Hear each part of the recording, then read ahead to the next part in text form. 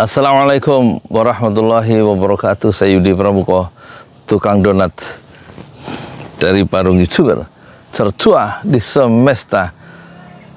Alhamdulillah, wassalatu wassalamu ala rasulillah. Bagaimana penonton, sehat ya? Semua moga-moga sehat. Gunakan kesehatan itu untuk berjuang, untuk berkarya sehebat-hebatnya, seikhlas-ikhlasnya, dan sebanyak-banyaknya. Karena hidup hanya satu kali, setelah itu kita pulang ke akhirat.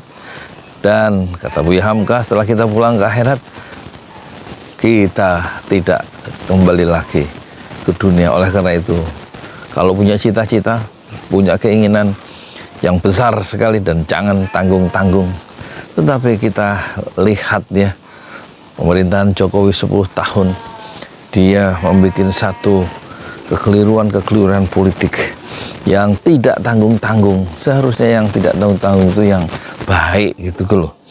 Ada satu serangan bertubi-tubi. Kita lihat dari Rocky Gerung waktu diwawancarai oleh bocor alus Tempo. Jokowi adalah puncak kejahatan politik, Jokowi adalah puncak kejahatan ekonomi. Kata Rocky Gerung, dikeroyok oleh tiga wartawan Tempo di bocor halus itu ya. Seluruh kejahatan presiden di era reformasi dibanding kejahatan Jokowi itu tidak ada bandingannya. Jokowi itu luar biasa katanya, kata Rocky Gerung ya. Jadi kemudian dia merasa tidak ada warisan yang bagus dari 10 pemerintahan Jokowi. Tidak ada, semuanya buruk di mata Rocky Gerung. Dan kemudian kita lihat lagi ada wawancara Ihsanuddin Nursi, diwawancarai dalam Abraham Samad Speak Up.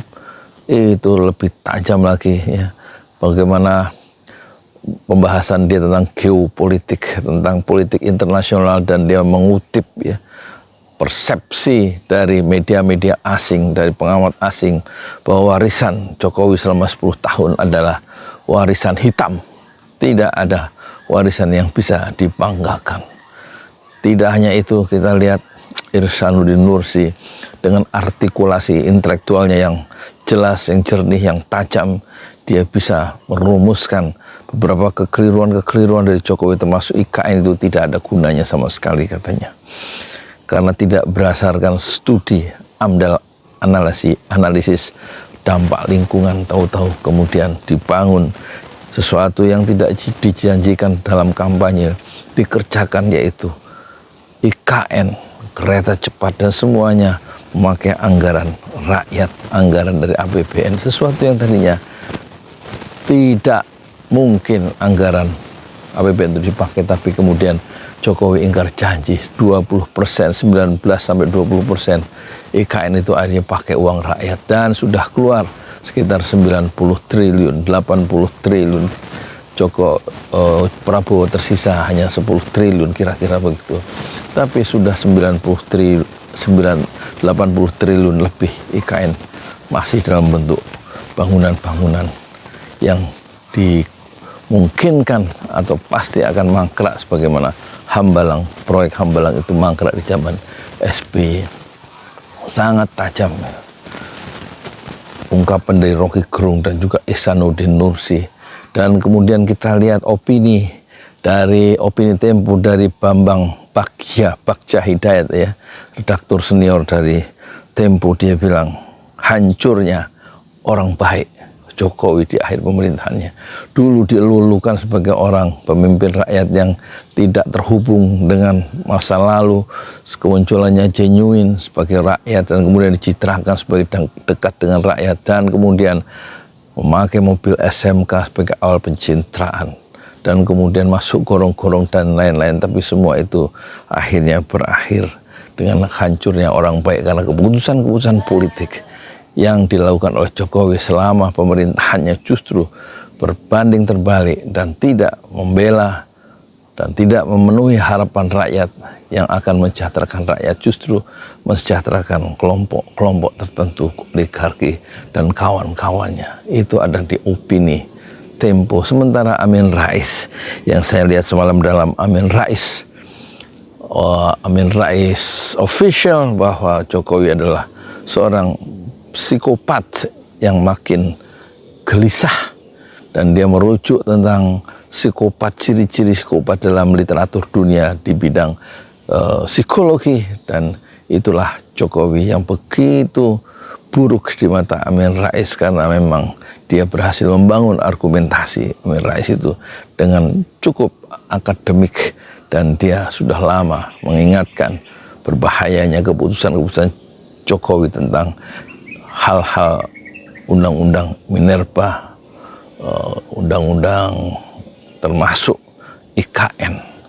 Dan sebelumnya Amin Rais tentu menggarap atau menggedor Jokowi dengan persoalan dinasti politik yang makin menguat, dan dinasti politik itu tidak ada dalam demokrasi kita.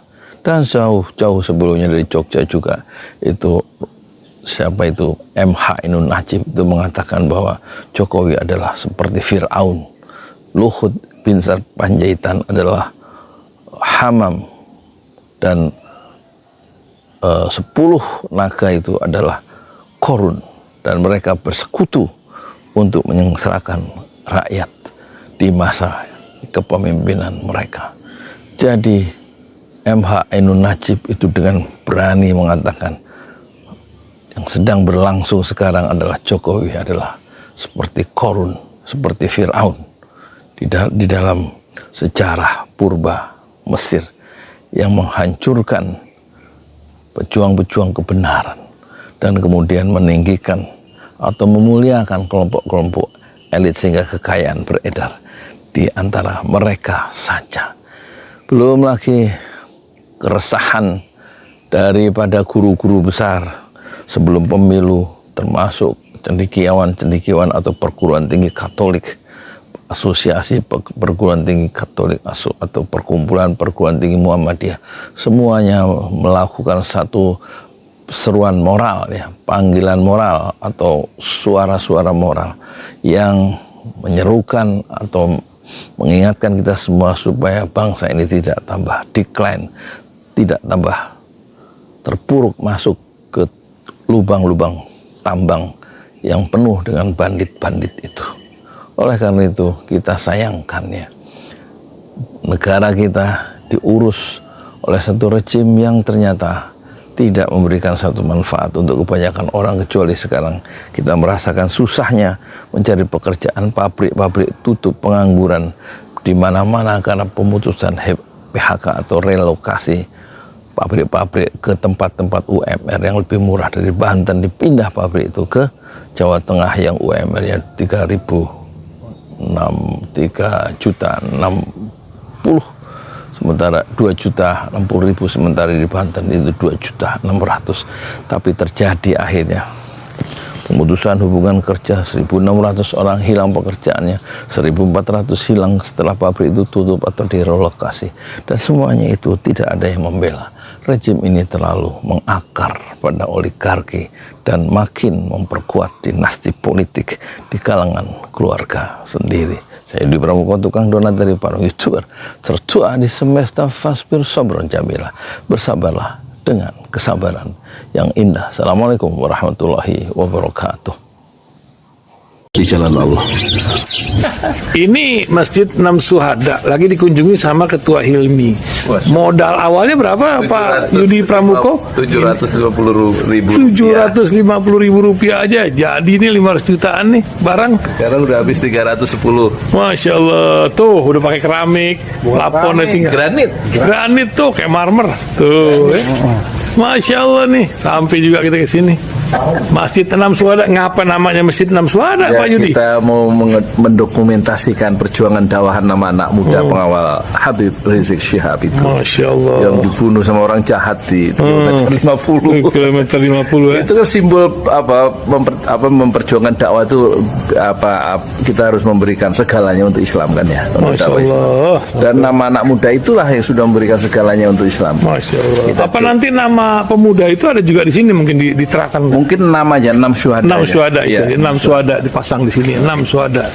Beb Ali, apa yang dikomentarin dari ini semua, Beb Ali? Masya Allah, luar biasa. Dari uang 700.000, kalau pengen ternyata bisa.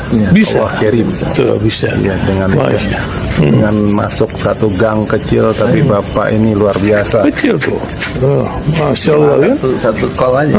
Masya Allah. Perjuangan Pak Yudi Pramuko, YouTuber sejagat paling tua. Tertua di semesta. Tertua di semesta. Masya Allah. Tukang donat. Tukang donat. Tukang donat dari Paru. Ini saya laporkan dari lapangan ini, langsung dari Masjid Anam Syuhada. Masya Allah. Dan ini dia. Dalam lihat ah. Tuh lihat tuh masjidnya. Tuh imamnya di situ tuh. Malam-malam lagi kita. Masya Allah. Masih kurang nih. Atapnya katanya transfer aja. Masjid Anam Syuhada sebentar lagi selesai. Dinding lubang angin sebagian sudah terpasang, lantai 2, dan kemudian plafon termasuk lantai bukan keramik, granit 150 dus bersama tiang-tiang yang ada 16 setinggi 4,5 meter. Kemudian finishing terakhir adalah tangga menjebol atap ya, lantai pertama untuk masuk ke lantai 2. Inilah Masjid Anam Syuhada. 2,5 tahun lalu dimulai pada 2 Agustus hari Senin 2021. Tinggal sedikit lagi insya Allah, dan lantainya dari keramik, bukan keramik, granit, sudah diresmikan lantai pertama. Nanti lantai kedua lewat sini tangganya jebol untuk masuk ke lantai 2. Inilah Masjid Anam Syuhada yang sangat megah karena dari bahan-bahan pilihan, kualitas nomor 1.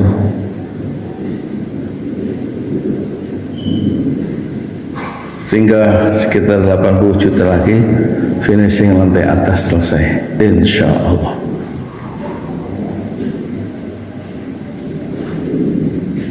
Ya, inilah Masjid Anam Syuhada yang sangat bersejarah ya dalam sejarah dakwah Indonesia modern, insya Allah, karena ini dibangun dalam konteks kezaliman rejim penguasa yang sudah membunuh 6 santri dari front pembela Islam, dan kita abadikan pengorbanan dan perjuangan dakwah mereka, sehingga kita sebut namanya Masjid Anam Syuhada. Mereka mengawal perjalanan dakwah gurunya Habib Rizik Syihab, dan mereka dicegat oleh orang-orang jahat di kilometer 50. Saya Yudi Pramuko, tukang donat dari Parung Juber, tertua di semesta fasbir sabrun jamila, bersabarlah dengan kesabaran yang indah. Assalamualaikum warahmatullahi wabarakatuh.